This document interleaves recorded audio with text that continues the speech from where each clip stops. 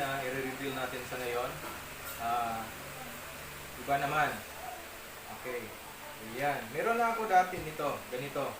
Pero ibang player yon kay James Yap. Ito naman kay Gakpo. But yung number niya, binago niya. Instead number 16, binaliktad niya. So ano bang kabaliktaran ng number 16? It's 91.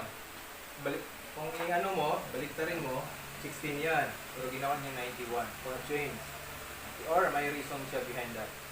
Okay, so PBA Moto Club 91, Jerwin Gakpo.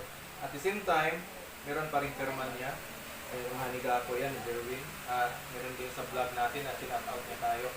So napakagaling na sentro. At minsan naglaro siya power forward. Naglaro din siya dati sa PBA. PBA. Naglaro siya dati sa Pure Foods. At sa ano pa mga team. Hindi ko na masyadong